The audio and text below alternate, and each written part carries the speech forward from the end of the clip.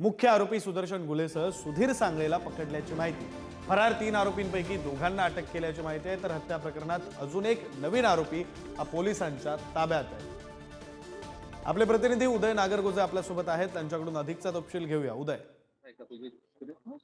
नक्कीच संतोष देशमुख यांच्या खून प्रकरणात सुदर्शन गुलेच्या मागावर पोलीस इतके दिवस होते, त्याला अटक करण्यात पोलिसांना यश आलंय। आपण सध्या ज्या नेकनूर पोलीस ठाण्याच्या बाहेर आहोत, त्या नेकनूर पोलीस ठाण्याच्या मध्येच आता सध्या त्यांची चौकशी सुरू असल्याचं आपल्याला पाहायला मिळत आहे। हे जे पोलीस स्टेशन आहे, या पोलीस स्टेशनच्या बाहेर मोठ्या प्रमाणात सुरक्षा व्यवस्था तैनात करण्यात आली आहे। याच ठिकाणी जे पोलीस अधिकारी आहेत, सीआयडीचे अधिकारी आहेत, ते मध्ये सुदर्शन घुले आणि सुधीर सांगळे यांची चौकशी करतायत। नेकनूरच्याच ग्रामीण रुग्णालयात या आरोपींची वैद्यकीय तपासणी करण्यात आली आहे। याच ठिकाणी चौकशी करून आता त्यांना केजकडे थोड्याच वेळात नेलं जाणार आहे। त्या ठिकाणी केजच्या न्यायालयात त्यांना हजर करून त्यांची पोलीस कस्टडीची मागणी आता पोलीस करणार आहेत। आणि त्यानंतर या प्रकरणातील अनेक सत्य जे आहेत, अनेक ज्या आतापर्यंत गूढ बनवून ज्या गोष्टी राहिल्या होत्या, त्या देखील समोर येऊ शकणार आहेत। आपण सध्या नेकनूर पोलीस ठाण्याच्या बाहेर असून या नेकनूर पोलीस ठाण्याच्या आतच सीआयडीचे अधिकारी हे संबंधित सुदर्शन घुले आणि सुधीर सांगळे या दोन्ही आरोपींची चौकशी करत असल्याचं आपल्याला पाहायला मिळतं।